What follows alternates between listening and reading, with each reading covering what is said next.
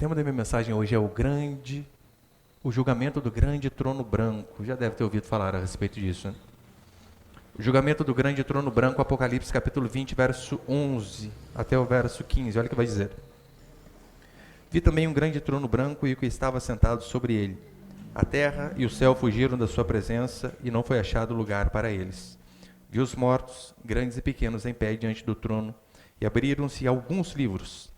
Então, abriu-se outro livro, o livro da vida, e os mortos foram julgados pelas coisas que estavam escritas nos livros segundo as suas obras. O mar entregou os mortos que nele havia, e a morte e o além também os mortos que neles havia. E eles foram julgados cada um segundo as suas obras. A morte e o inferno foram jogados para o lago de fogo. Esta é a segunda morte, o lago de fogo. E todo aquele que não se achou inscrito no livro da vida foi jogado no lago de fogo. Olhe para cá, por favor. Alguns historiadores vão dizer que quando o Titanic afundou, talvez um dos motivos foi porque o comandante rejeitou vários e vários avisos de uma área perigosa em relação a icebergs. Então, por conta de não dar ouvidos, deu a tragédia que a maioria aqui conhece. Em Apocalipse, muitos mais avisos foram dados em relação ao final de todas as coisas. Inúmeros avisos de que punições severas aconteceriam com aqueles que não se arrependessem de seus pecados. Inúmeros avisos, inúmeras trombetas, literalmente para mostrar, em alto e bom tom, que o povo precisava se arrepender dos seus pecados e voltar para o Senhor. Inúmeros avisos de que nós, cristãos, mesmo em meio ao caos, ao sofrimento, às aflições e até mesmo à morte, nós deveríamos nos manter fiéis, porque a nossa recompensa viria. Ainda que não aqui neste mundo, mas a recompensa de todo aquele que é fiel a Deus, ela vai vir. Essa é a certeza que nós temos. Então aqui no capítulo 20, verso 11, chega o tão esperado e temido dia do juízo. Por que tão esperado e temido? Esperado para nós, filhos e filhas do Senhor, que ansiamos de todo o coração a volta do nosso Senhor para nos resgatar. Esse vai ser o dia de maior alegria e glória para nós. Mas também um dia temido. Temido para aqueles que tiveram oportunidades constantes de se dobrar diante da palavra e mesmo assim não fizeram. E você vai ver aqui do capítulo 21 em diante, não é falado mais a respeito dos ímpios. Não, até aqui. Até aqui foi dado avisos e mais avisos e mais avisos. Daqui em diante é o julgamento final e os ímpios irão por toda a eternidade sofrer. Eterna destruição é o que diz a Escritura. Então, o capítulo 21 e 22 você já não vai ouvir falar mais deles, apenas do Cordeiro, de sua vitória, da Nova Jerusalém, do nosso corpo glorificado e de como será o fim de todas as coisas.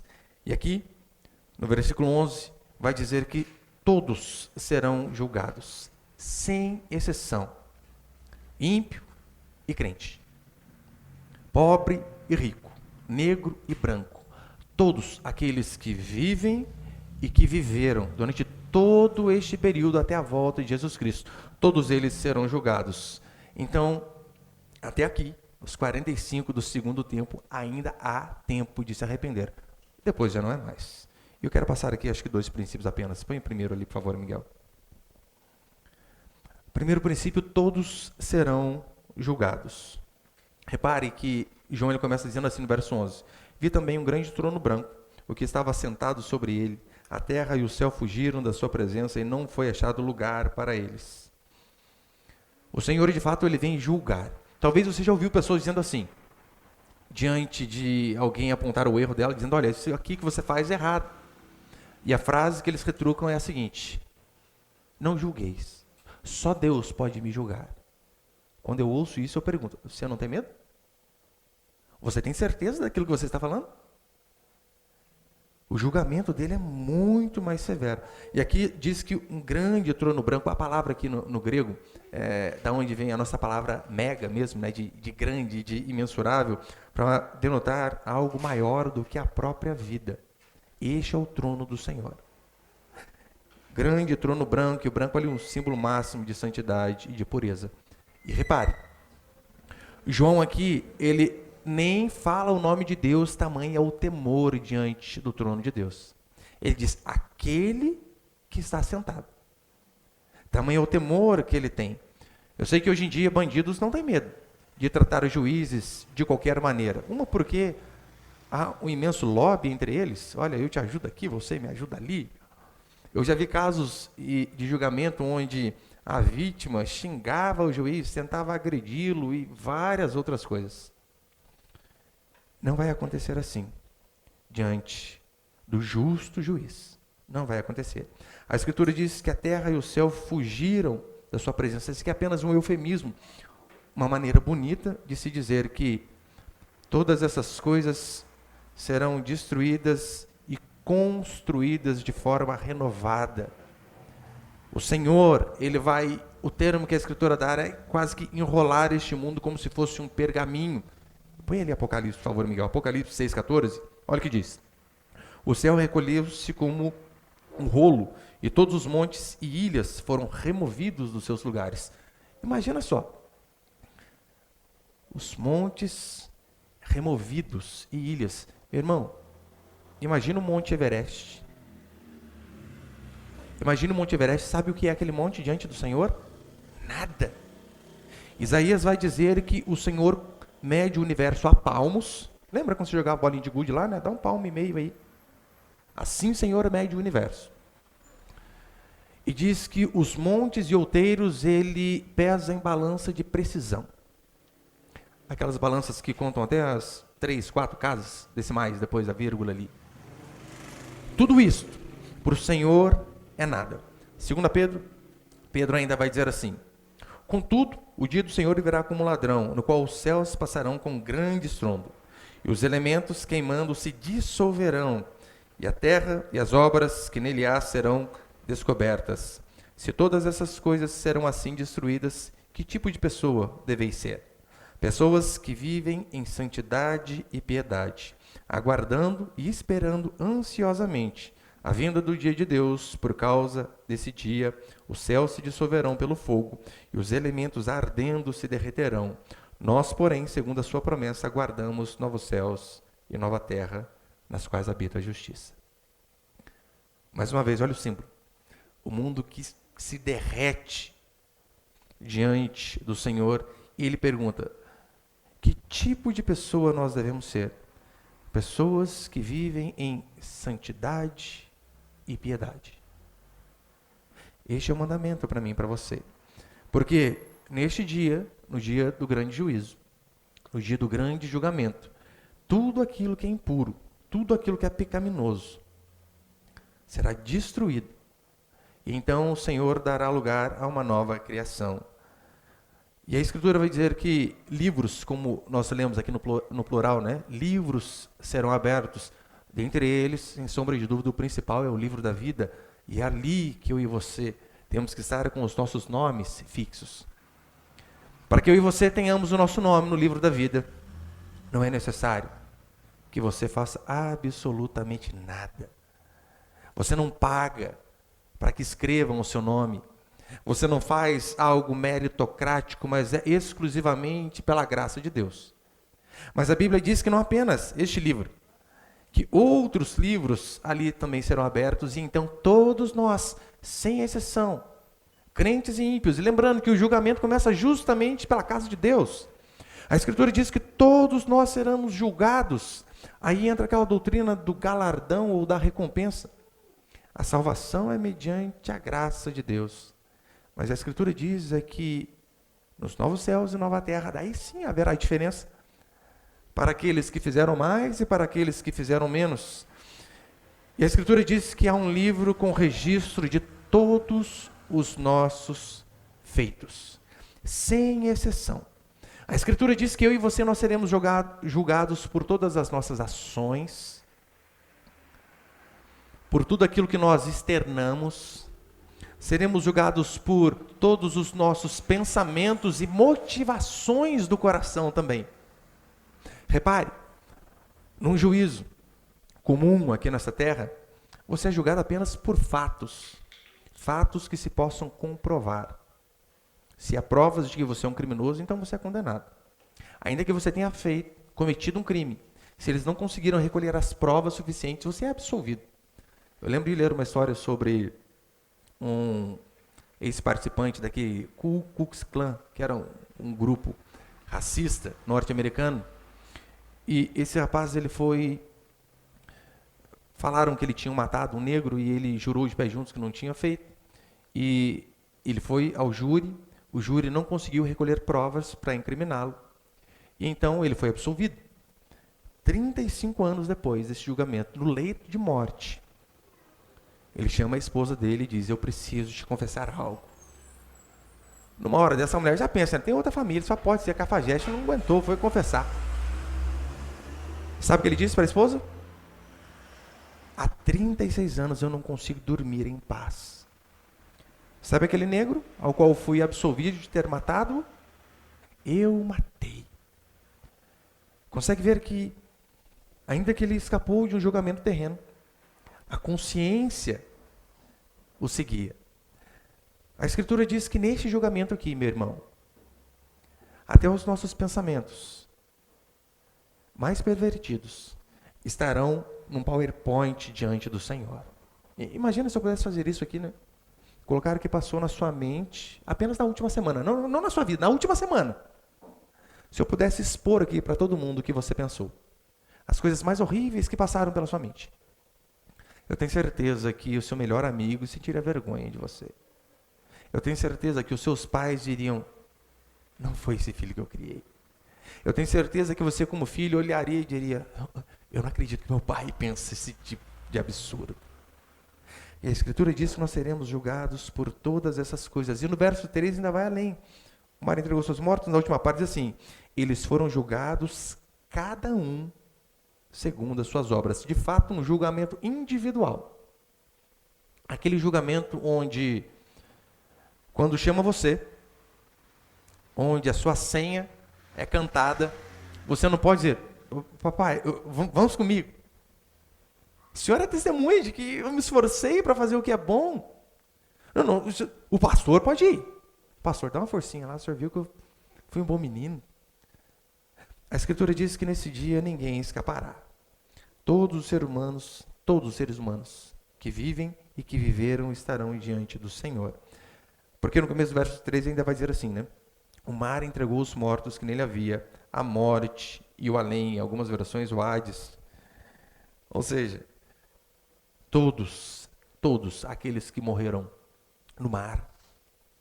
Você sabe, das caravelas que partiram de Portugal rumo às Índias, e talvez de forma sem querer parou aqui no Brasil, né? Não se sabe se foi proposital ou não, mas naquele caminho marítimo ali, milhares e milhares de pessoas foram sepultadas durante toda a história.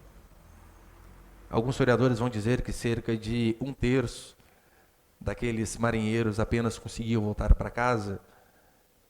Quantos barcos já não naufragaram? Quantos aviões já não caíram? O que a Escritura diz é que todos esses mortos, sejam aqueles que morreram de forma feliz, inteiro e em ditosa velhice, ou aqueles que morreram decapitados por feras, em acidentes, serrados ao meio, decapitados, todos esses estarão diante do Senhor.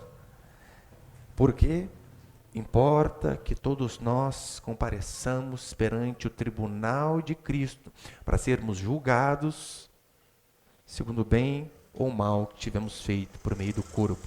É isso que diz a palavra do Senhor.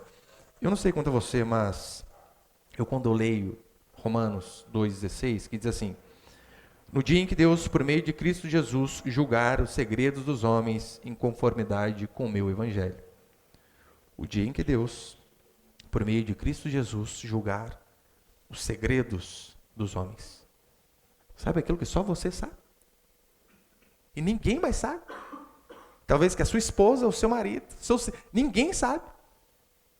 A Escritura diz que nós seremos julgados por todas essas coisas. Mateus capítulo 12, verso 36, ainda vai dizer assim: digo-vos que de toda palavra frívola que proferirem os homens, dela darão conta no dia do juízo. E o D ali com um D maiúsculo, se referindo a este dia aqui, ao dia do grande julgamento. Pastor, o que é isso? Digo-vos que de toda palavra frívola. Frívola é toda palavra dita sem labor, sem o trabalho de se pensar, para depois falar. Ou seja, sabe aquilo, eu falei, estava de cabeça quente, estava nervoso, estava no trânsito. Perdeu. Seremos julgados por todas as palavras frívolas que falarmos. Então, para mim e para você que somos cristãos, a graça, ela anda de mãos juntas com a responsabilidade humana. Não podemos separar essas coisas de forma alguma. É por isso que Paulo vai dizer: desenvolvei a vossa salvação com temor e tremor. Por quê? Mesmo sendo salvos, um dia nós estaremos diante do Senhor e daremos conta de tudo aquilo que nós fizemos, sentimos ou pensamos. E segundo, por favor ali, Miguel, segundo.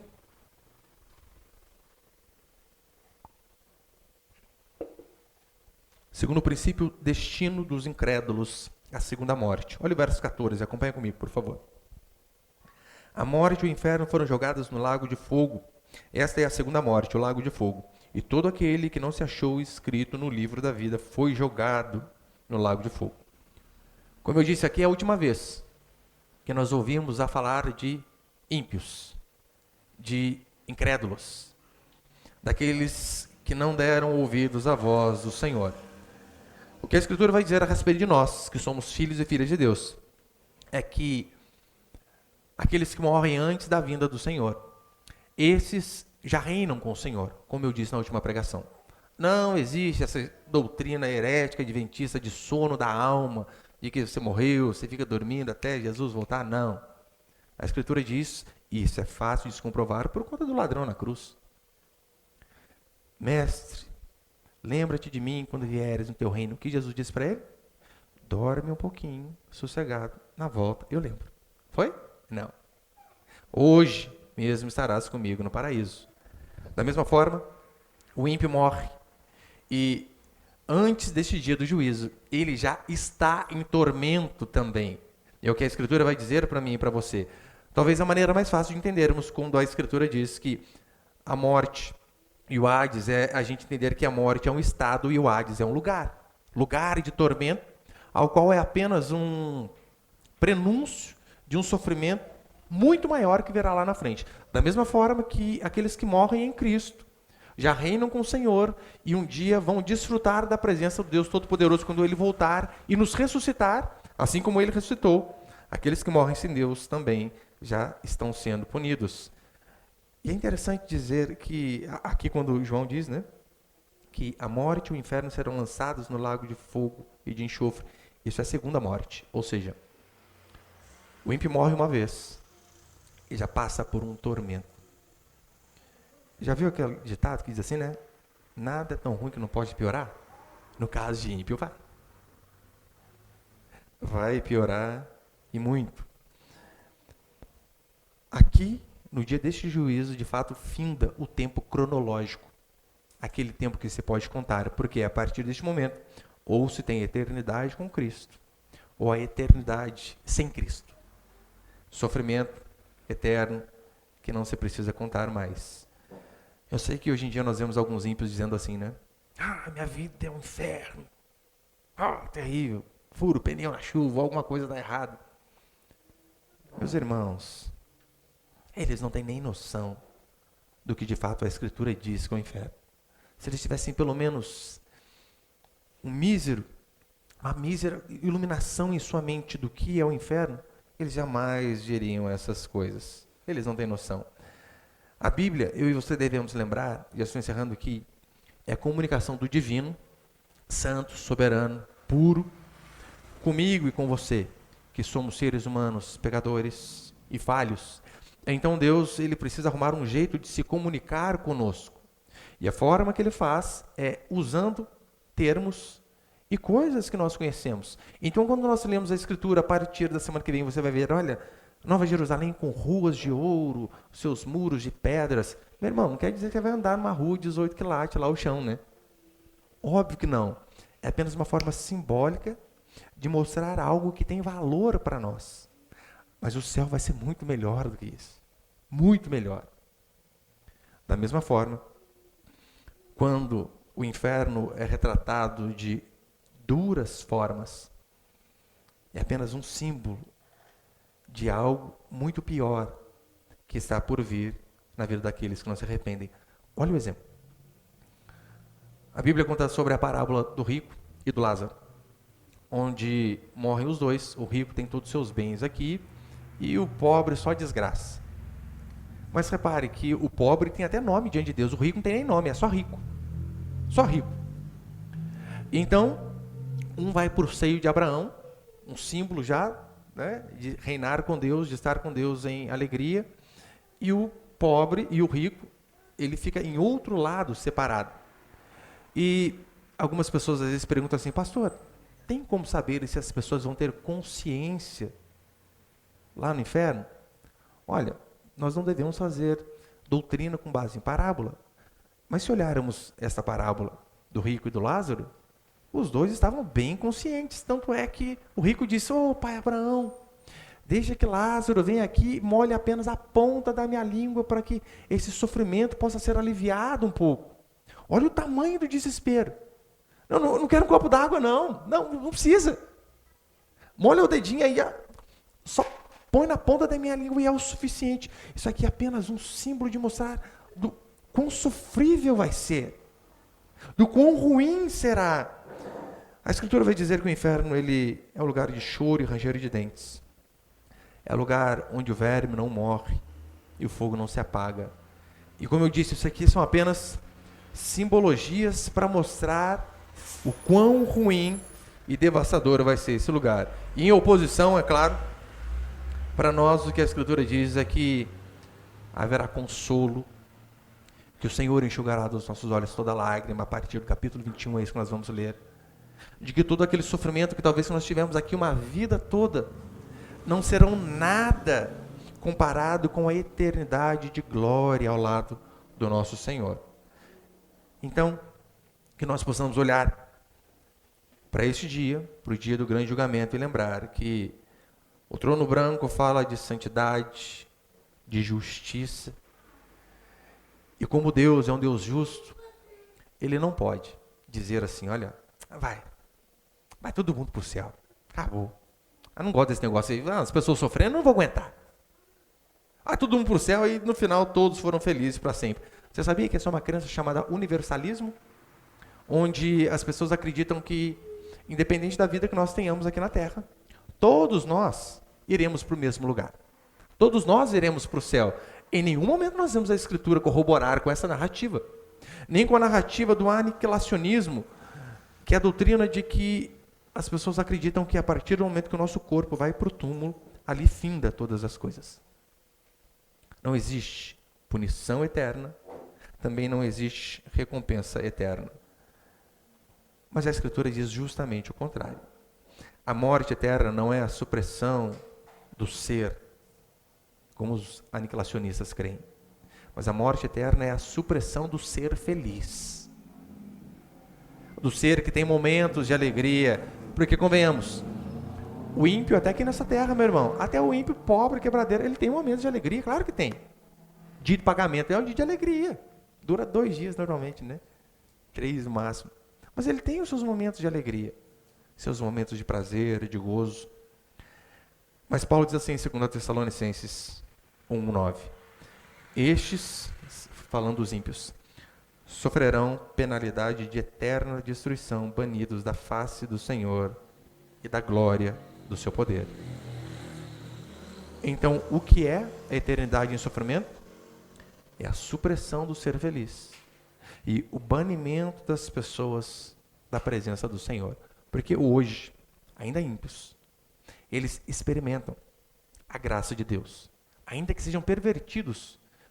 Mas Deus faz o sol brilhar sobre maus e bons. A chuva cai sobre a plantação do crente, sobre a plantação do incrédulo. O ar está disponível a todos. Tudo isso é a misericórdia de Deus sobre bons e maus. Mas nesse dia aqui, a palavra do Senhor diz que eles sofrerão a penalidade de eterna destruição, banidos da face do Senhor. Até esse dia, há tempo de arrependimento. Eu não sei que dia o Senhor voltará, ou quando Ele voltará individualmente aqui para nós, não sei. Mas eu sei que a cada dia que nós ouvimos a mensagem do Evangelho, nós temos mais uma vez o privilégio de nos arrependermos dos nossos pecados e dizer: ser propício para comigo, pecador. Amém, meus irmãos?